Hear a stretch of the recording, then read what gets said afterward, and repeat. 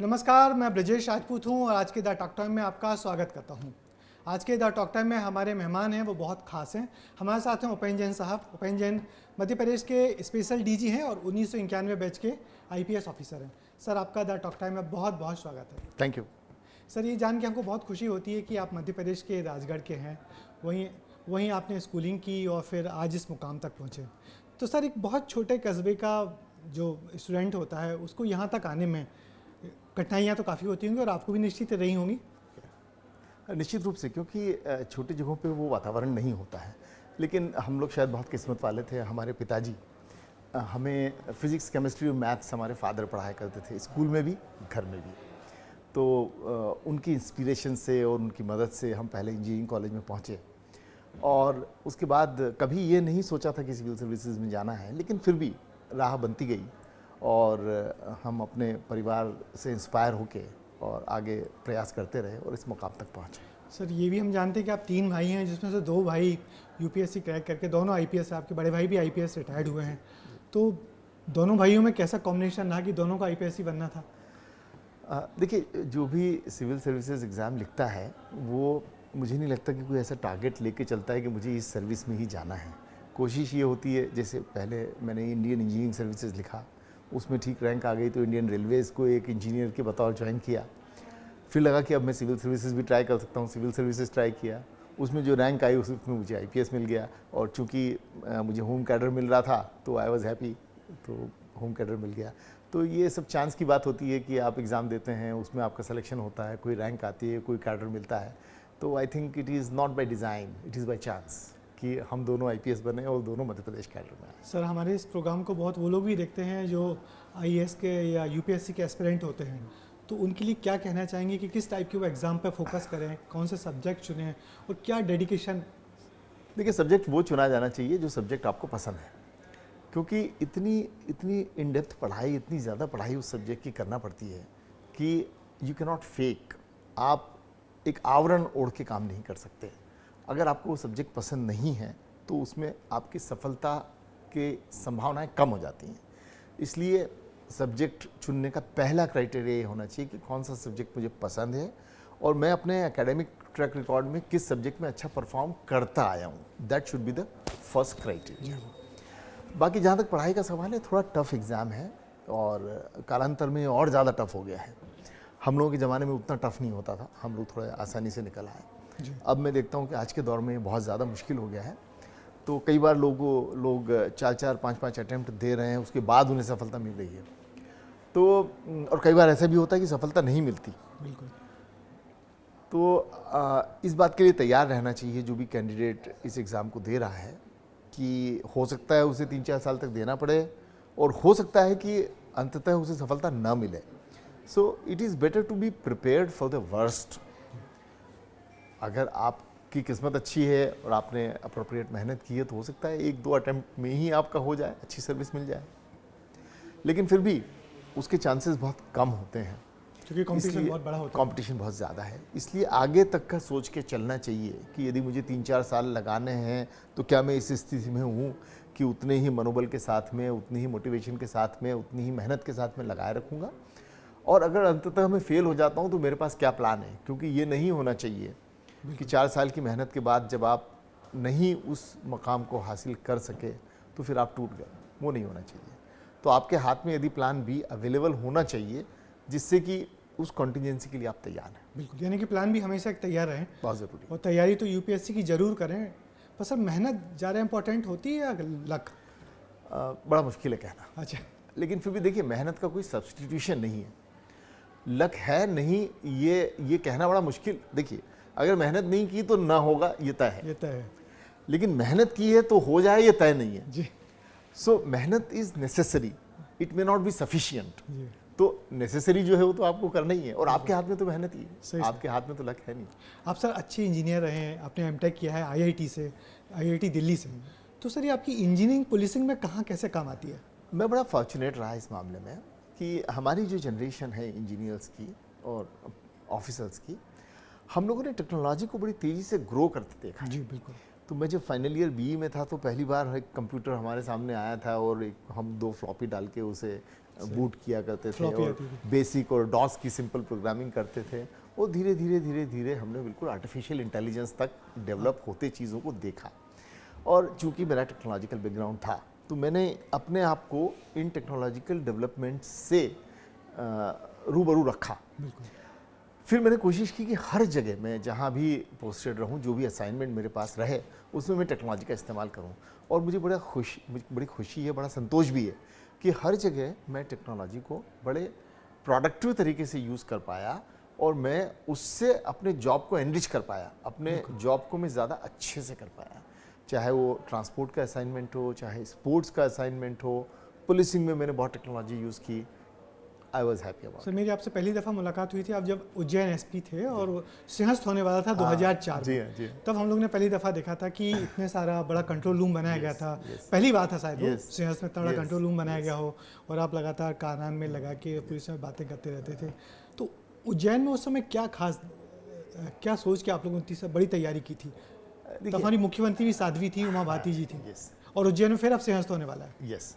तो 2004 का जो सिंहस्थ था वो 1992 के बाद में 12 साल बाद हो रहा था, जी। और वो 12 साल एक बड़े भारी परिवर्तन के साल थे। 2004 के सिंहस्थ की जब हम तैयारियां कर रहे थे, तो लोग उसको 1992 के चश्मे से देखते थे। अच्छा।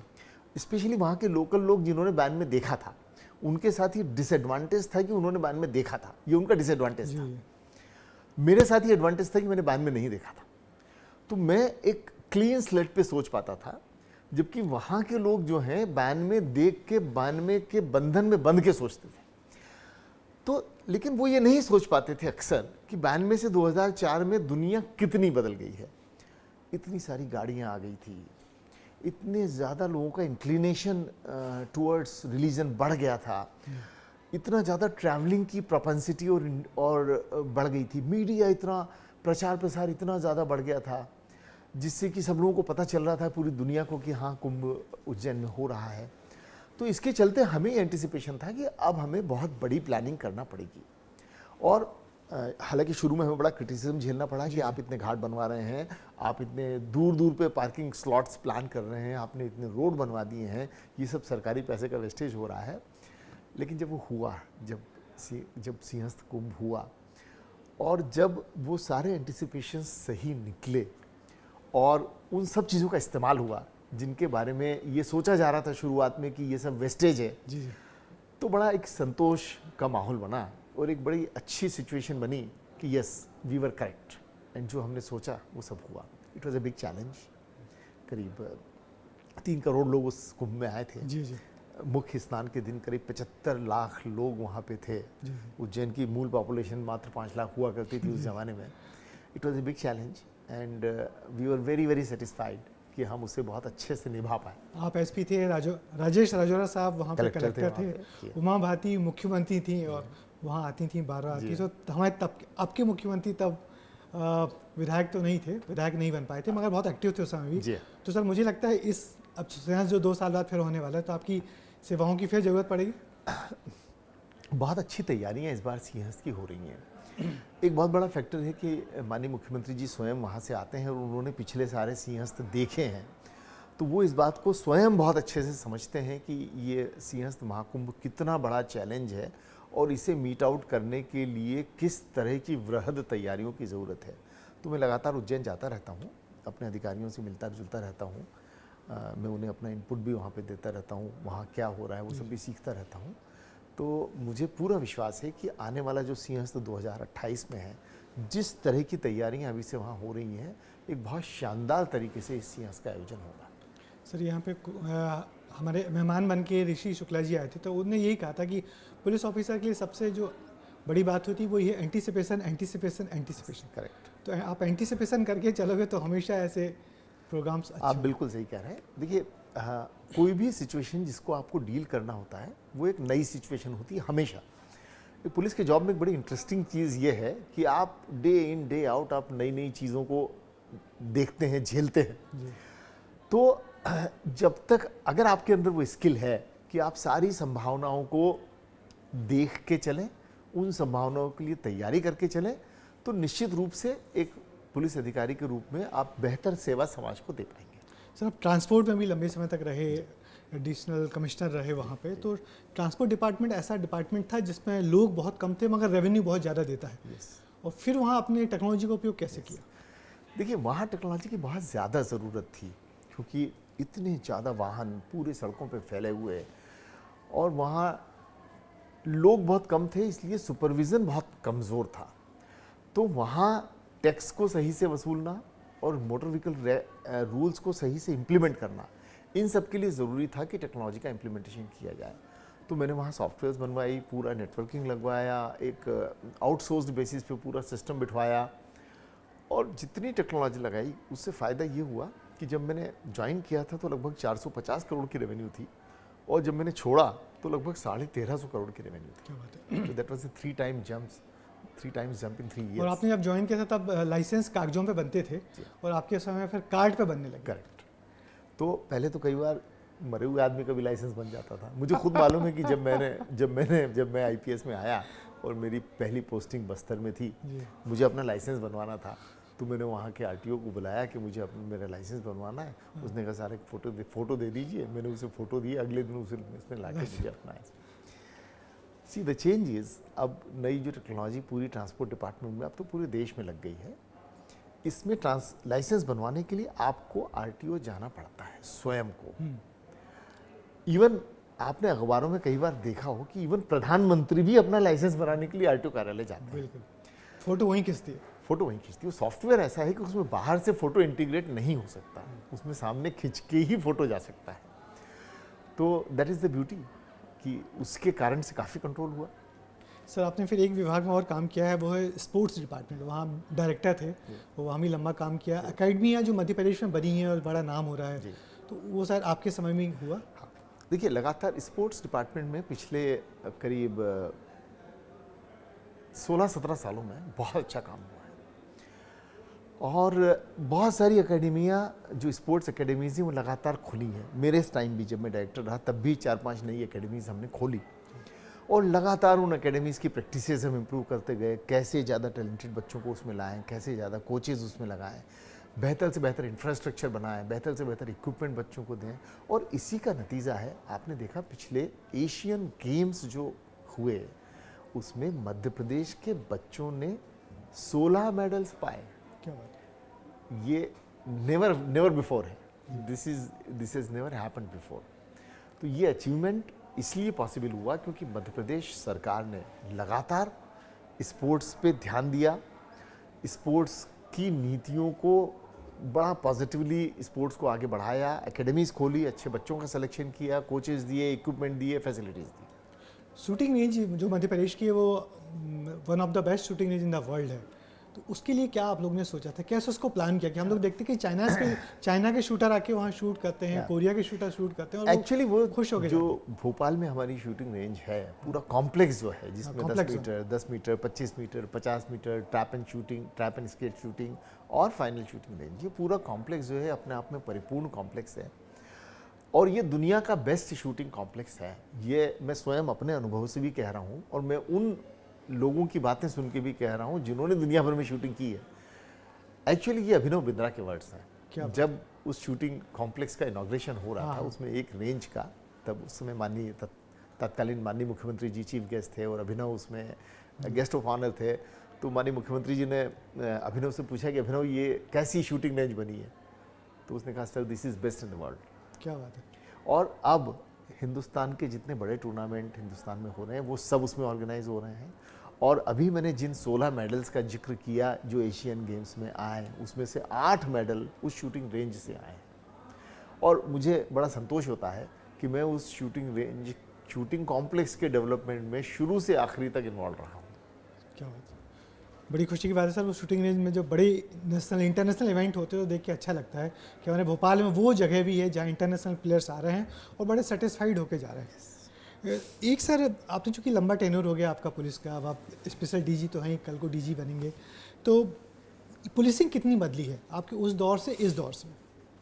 देखिए पुलिसिंग एक बड़ी डायनेमिक चीज़ है जो कि जैसे सोसाइटी डायनेमिक है, जैसे बाकी चीज़ें डायनेमिक है, स्पेशली अब क्या हो रहा है, देखिए सोशल मीडिया एक बहुत इम्पॉर्टेंट चीज़ हो गई है, स्पीड हर चीज़ की बहुत बढ़ गई है। मोबाइल फ़ोन्स, मतलब हम जब पुलिस में आए थे तब मोबाइल फ़ोन्स नहीं होते थे, फिर धीरे धीरे 2G आया, 3G आया, 4G आया, वो नॉन स्मार्टफोन्स आए, फिर स्मार्टफोन्स आए। सो एक बहुत बड़ा जो चेंज आया है पुलिसिंग में वो टेक्नोलॉजी के कारण आया है। वो टेक्नोलॉजी क्रिमिनल्स के पास है ही, जिसका वो इस्तेमाल करते हैं। इतना साइबर क्राइम हो रहा है, इतना ज़्यादा इस्तेमाल वो हर तरह की टेक्नोलॉजी का फ्रॉड्स में और क्राइम में करते हैं। तो पुलिसिंग का जो सबसे बड़ा चेंज आया है वो ये कि किस तरीके से हम टेक्नोलॉजी का इस्तेमाल करके और उन क्रिमिनल से एक कदम आगे चल सकें। दूसरा जो चेंज आया है वो आया है कि हमसे एक्सपेक्टेड स्पीड, पहले हम अगर लो पेस पे भी काम करते थे तो चलता था, लेकिन now the expected delivery from us, जो अपेक्षा हमसे है वो बहुत तेज़ काम करने की है, वो एक बहुत बड़ा चेंज है। तीसरा, वर्कलोड ऑब्वियसली बढ़ा ही है, क्योंकि ज़्यादा सोसाइटी में पॉपुलेशन बढ़ रही है, क्राइम ऑब्वियसली बढ़ता ही है सोसाइटी में, चैलेंज बढ़ते हैं और थोड़ा कॉम्प्लिकेटेड होते जाते हैं क्राइम, तो उनको सॉल्व करना भी कॉम्प्लिकेटेड होता जाता है। बाकी टेररिज्म और साइबर क्राइम ये दूसरे चैलेंजेस हैं ही। साइबर क्राइम सर बहुत बढ़ गया है। तो उसमें एज ए एक्सपर्ट आप क्या कहना चाहेंगे, लोग कैसे बचें? देखिए, साइबर क्राइम में सबसे ज़्यादा लोग फंसते हैं ग्रीड के कारण, ग्रीड, लालच लालच। दूसरा, डर के कारण। तो एक बहुत बड़ी जो मेथोडोलॉजी साइबर क्रिमिनल्स की है, वो लालच देते हैं ईमेल पे, एसएमएस पे या टेलीफोन कॉल पे कि आपको ये चीज़ मिल जाएगी, लॉटरी हो गई है, लॉटरी हो गई है या कहीं से पैसा आपके पास में आने वाला है, और फिर आपको फंसा लेते हैं। तो हमें जीवन में ये सीखना होगा कि there isn't a free lunch, कोई भी चीज़ फ्री में कभी नहीं मिलती है। तो कभी इस तरह के झांसे में ना आए कि कोई चीज़ आपको फ्री में दी जा रही है, वो निश्चित रूप से आपको क्राइम का विक्टिम बनाएगी। दूसरी चीज़ जो बहुत ज़्यादा आजकल चल रही है वो है डराने की प्रक्रिया। आपके पास में या तो टेलीफोन आएगा या ईमेल आएगी कि फेडेक्स से हम बोल रहे हैं और आपका जो पार्सल है वो पार्सल, आपके पास एक पार्सल आने वाला है लेकिन वो निकल नहीं पा रहा है, या आपका नाम किसी, हम फला पुलिस स्टेशन से बोल रहे हैं, आपका नाम किसी साइबर क्राइम में किसी क्रिमिनल ने लिखवा दिया है और आपके अगेंस्ट वारंट निकल गया है, या आपके खिलाफ एफआईआर हो गई है। तो इस तरीके की चीज़ें आजकल क्रिमिनल्स जो हैं बहुत ज़्यादा इस्तेमाल कर रहे हैं। तो अगर इस तरीके का कोई टेलीफोन आपके पास में आता है तो आप पीसफुली उसके बारे में सोचिए, एकदम से आप परेशान मत होइए। ज़रूरत पड़ने पे नियरेस्ट, अगर आपको डर लग रहा है, वैसे तो पहली बात यह है कि कभी भी कोई पुलिस एजेंसी इस तरीके से फ़ोन पे कांटेक्ट नहीं करती। कोई भी लॉ एनफोर्समेंट एजेंसी, चाहे वो ईडी हो, सीबीआई हो, पुलिस हो, वो कभी भी किसी भी व्यक्ति को पुलिस फ़ोन करके इस तरह से बात नहीं करती कि आपका नाम एफआईआर में लिख दिया गया है और अब आप यहाँ आइए, ये पैसे दीजिए वगैरह वगैरह, इस तरह की कोई बात नहीं करता है। तो पहली बात तो आप इग्नोर कर सकते हैं। लेकिन यदि फिर भी आपको डर लग रहा है and you want to be sure about it, then you contact the police.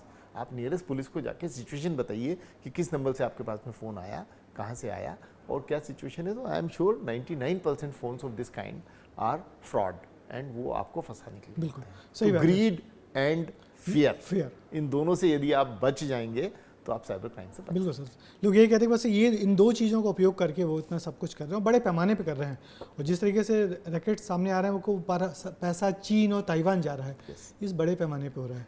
एक लास्ट चीज़ आपने बहुत महत्वपूर्ण मुद्दा उठाया, 1930। हाँ, ये बहुत महत्वपूर्ण हेल्पलाइन है। अगर साइबर क्राइम हो गया है तो आप बिना वक्त गंवाए तुरंत इस पे फ़ोन कर दीजिए, 1930। इससे फ़ायदा ये होता है कि एक पूरा सिस्टम भारत सरकार ने बिठाया है इसमें कि अगर आपका पैसा आपके अकाउंट से गया है तो दूसरे अकाउंट तक जाते जाते थोड़ा समय लगता है। दूसरे, तीसरे, चौथे अकाउंट में अक्सर पैसा ऐसे कई अकाउंट्स से ट्रैवल करता हुआ बैंकिंग सिस्टम से या तो पॉइंट ऑफ सेल पे बाहर निकलता है या किसी एटीएम से बाहर निकलता है। जनरली इसमें 3-4 घंटे की प्रोसेस हो जाती है। अगर उस 3-4 घंटे के पहले तत्काल ही आपने फ़ोन कर दिया है तो वो 1930 इस तरीके से कॉन्फ़िगर्ड है पूरा सिस्टम कि आपके पैसे को वो जहां है वहीं पे रोक लिया जाएगा और वो आपके पास वापस लौटने की पूरी उम्मीद है। इसलिए it is like heart attack. जैसे हार्ट डिजीज में जो गोल्डन आवर होता है कि आप अगर गोल्डन आवर में आपने पेशेंट को हैंडल कर लिया, अस्पताल पहुंच गए तो आप बच गए। उसी तरह से ये गोल्डन आवर है फॉर साइबर क्राइम तुरंत हेल्पलाइन पे रिपोर्ट करें। 1930। यस। तो सर, ये बड़ी बात बताई आपने कि साइबर क्राइम जो इस समय सबसे बड़ी थ्रेट है आम लोगों के लिए, कि लालच से बचें और डर से बचें, इन्हीं दो कारणों का उपयोग करते हुए 1930 हेल्पलाइन तो है ही। सर, एक आखिरी चीज़ हम जानना चाहेंगे कि इतना लंबे करियर में ऐसी कोई चीज़ जिसने आपको बहुत सेटिस्फेक्शन दिया हो, बहुत संतुष्टि दी हो, कोई वाकया? ऐसी बहुत सारी चीज़ें हैं, एक वाकया कहना मुश्किल है, लेकिन मैं एक कैटेगरी, 2-3 कैटेगरीज में बात कर सकता हूँ। एक कैटेगरी प्रोफेशनल फ्रंट पे कि जब डिफ़िकल्ट क्राइम्स को हमने सॉल्व किया, वो एक कैटेगरी। दूसरी, जब बहुत डिफ़िकल्ट अरेंजमेंट्स को हमने बहुत सफलतापूर्वक अंजाम दिया, लाइक सिंहस्थ 2004। और तीसरी बहुत महत्वपूर्ण कैटेगरी, जब हमने बहुत किसी नीडी व्यक्ति की मदद की। तो इस मामले में मैं गांधी जी का फॉलोअर हूँ। वो हमेशा कहते थे कि उस व्यक्ति की मदद करो जो पंक्ति में आखिरी में खड़ा है। तो हमारी व्यवस्था ऐसी होती है कि जो आदमी पावरफुल है, शक्तिशाली है, वो तो अपना काम कहीं से करा ही लेगा, लेकिन जो व्यक्ति कमज़ोर है, जो गरीब है, जो आखिर में पंक्ति में खड़ा हुआ है, उसकी उतनी पहुंच नहीं होती कि अपना जेन्युइन काम भी कहीं से करा पाए। तो मैंने हमेशा ये करने की कोशिश की कि उस व्यक्ति की मदद करो लीगल तरीके से, जो व्यक्ति नीडी है और जो अदरवाइज अपना काम कहीं से नहीं करा पाएगा। वो एक बड़ा संतोष देने वाली चीज़ है। सर, आपके लिए एक संतोष की बात एक और है जो मैं आपको चूँकि जानता हूँ कि आप उन प्राउड फादर्स में से हैं, फादर्स में से जिनके 2 बेटे दोनों IITN हैं और दोनों अच्छा काम कर रहे हैं। तो सर, इन बच्चों की परवरिश कैसे रही कि आपने आपके 2 बेटे दोनों अच्छी IIT क्रॉस किया? जी, देखिए, हमें ये लगता है शुरू से ही फैमिली में कि बच्चों का रगड़ा लगना चाहिए। रगड़ा? हाँ, रगड़ा लगना चाहिए शुरू से ही। मेहनत करवाई।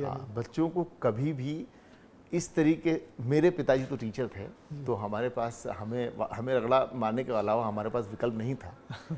लेकिन हमारे बच्चों के पास में विकल्प था कि वो रगड़ा ना मारें, तो हमने परिस्थितियाँ उनको वो दी कि उनको रगड़ा मारना पड़े।